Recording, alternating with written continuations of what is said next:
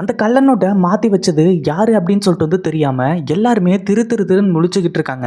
ஏன்னா, இப்போ எவ்ளோ பெரிய பிரச்சனைலருந்து, எவ்ளோ பெரிய ஆபத்துலருந்து இவங்க விலகி வந்திருக்காங்க அப்படின்றது உண்மையிலேயே பார்த்தீங்கன்னா குறிப்பிடத்தக்கது அப்படின்னு தான் சொல்லணும். கண்டிப்பா யாருமே எதிர்பார்க்கவே இல்ல.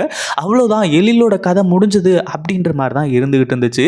அதாவது இது எல்லாத்தையுமே யார் பண்ணியிருப்பா அப்படின்னு சொல்லிட்டு யோசிச்சு பார்த்தா தான் தெரிய வருது. அது எல்லாத்துக்குமே காரணம் அதாவது நம்ம எழிலே சொல்றாங்க. என்னோட அம்மாவா இருக்குமோ அப்படின்ற மாதிரி சொல்லி சிவசங்கரி தான் இதில் வேலையை சிறப்பாக செஞ்சுட்டு இருக்காங்க போல அப்படின்ற மாதிரி பார்த்தீங்கன்னா இப்போ யோசிக்க ஆரம்பிச்சிட்டாங்க. அப்போ தான் நம்ம கையில் ஆமா எழில் நீங்கள் சொல்கிறது உண்மைதான், எனக்கும் அப்படி தான் தோணுது அப்படின்ற மாதிரி சொல்லி ஒரு சில விஷயங்கள் எல்லாத்தையுமே கையிலும் சொல்கிறாங்க. இப்போ என்னாச்சு அப்படின்னு பார்த்தீங்கன்னா இருக்கவே இருக்காரு இந்த வீட்டில் ஒரு போலீஸ், அன்பு அப்படிங்கிற போலீஸ். அந்த அன்பு போலீஸ் தான் பார்த்தீங்கன்னா இப்போ எல்லாத்தையுமே கண்டுபிடிக்கிறது. அதாவது உண்மையான குற்றவாளி யாரு, இந்த வீட்டில இருந்து அந்த கள்ள நோட்டை கொண்டு போய் அதாவது நல்ல நோட்டை எடுத்துட்டு கள்ள நோட்டை வச்சு பார்த்தீங்கன்னா யாருன்னு சொல்லிட்டு வீடியோ ஆதாரத்தோடு பார்த்தீங்கன்னா இப்போ நம்ம அன்பு பார்த்தீங்கன்னா நிரூபிக்கிறாரு.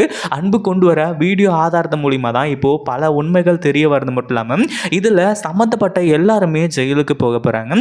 ஒரு பக்கம் அந்த வீடியோவை தான் நம்ம கயல் கிட்ட கொண்டு வந்து காட்டி கயல் கிட்ட எல்லாத்தையுமே தெளிவாக சொல்லிக்கிட்டு இருக்காங்க. இந்த வீடியோ பிடிச்சிருந்தா லைக் பண்ணுங்க, ஷேர் பண்ணுங்க. இப்போ தான் நம்ம சேனலுக்கு ஃபர்ஸ்ட் டைம் வரீங்க அப்படின்னா கீழே இருக்க சப்ஸ்கிரைப் பட்டனை ப்ரெஸ் பண்ணிக்கோங்க.